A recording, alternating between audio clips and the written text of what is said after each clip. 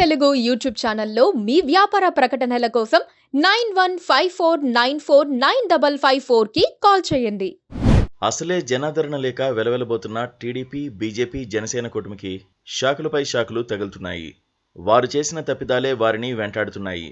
మూడు పార్టీలు కలిసి కుట్రలు, కుతంత్రాలతో ఎన్నికల ఏరు దాటాలనుకున్నాయి. అయితే వారి వ్యూహాలు వారికే బెడిసికొట్టడంతో ఏం చేయాలో పాలుపోవడం లేదు. ఏపీలో పాలకపక్షాన్ని ఇబ్బందులు పెట్టడానికి వాలంటీర్లపై ఈసీ చేత ఆంక్షలు విధించేలా చేసిన చంద్రబాబు, పవన్లు రాష్ట్ర వ్యాప్తంగా కోట్లాది మందిలో వ్యతిరేకత కనిపించేసరికి షాక్ తిన్నారు. దాని నుంచి కోలుకోకముందే జనసేన గుర్తు గాజు గ్లాస్ను జనసేన పార్టీకే రిజర్వ్ చేయలేమని ఎన్నికల సంఘం తేల్చి చెప్పడంతో కూటమికి మరో దెబ్బ తగిలినట్లయింది.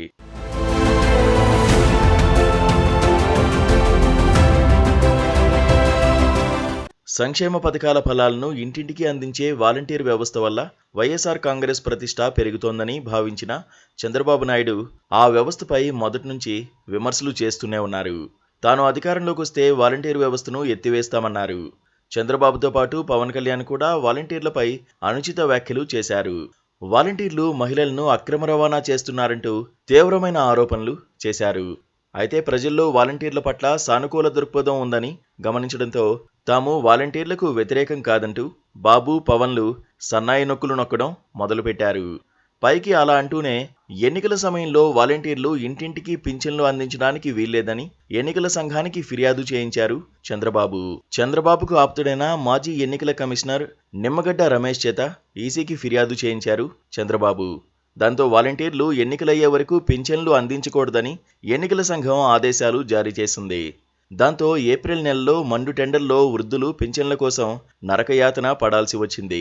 ఎండ తాకిడి భరించలేక 43 మందికి పైగా పింఛన్దారులు ప్రాణాలు కోల్పోయారు కూడా. దీనిపై రాష్ట్ర వ్యాప్తంగా 66 లక్షల మంది పింఛన్దారులతో పాటు వారి కుటుంబ సభ్యుల్లో కూటమి పార్టీలపై ఆగ్రహం వ్యక్తమైంది. దీన్ని గమనించిన చంద్రబాబు అనవసరంగా వాలంటీర్ల జోలికి వెళ్లామా అని నాలిక్కర్చుకున్నారు. తాము వాలంటీర్లకు వ్యతిరేకం కాదని మరోసారి చెప్పారు. కానీ అప్పటికే జరగాల్సిన డ్యామేజీ జరిగిపోయింది.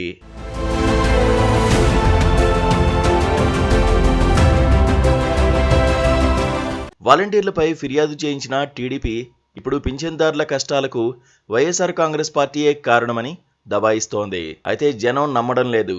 ఈ తలనొప్పితోనే సతమతమవుతూ ఉంటే జనసేన పార్టీ గుర్తైన గాజు గ్లాస్ను జనసేన పోటీ చేసే 21 అసెంబ్లీ, 2 ఎంపీ స్థానాల్లో మాత్రమే ఆ పార్టీకి కేటాయించింది ఈసీ. మిగతా నియోజకవర్గాల్లో స్వతంత్ర అభ్యర్థులకు గాజు గ్లాస్ కేటాయిస్తోంది. దీనివల్ల కూటమి ఓట్లకు గండిపడుతుందని భయపడ్డ టీడీపీ, జనసేన పార్టీలు కోర్టుకెళ్లాయి. గాజు గ్లాస్ గుర్తును జనసేనకు మాత్రమే రిజర్వ్ చేయాలని పవన్ కళ్యాణ్ పార్టీ విజ్ఞప్తి చేసింది. అయితే జనసేనతో పాటు టీడీపీకి ఈసీ షాక్ ఇచ్చింది.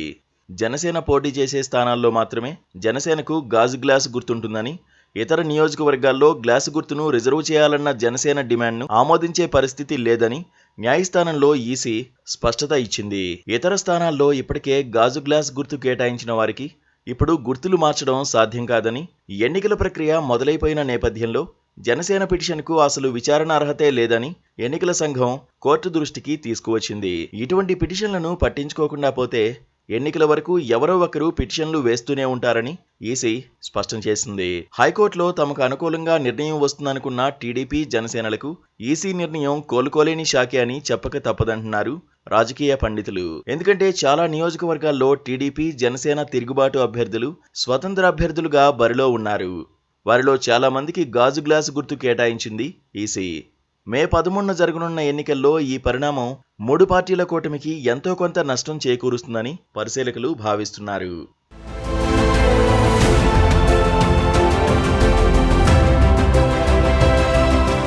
Please subscribe to KTV Telugu. KTV Telugu. KTV Telugu. KTV Telugu. KTV Telugu channel.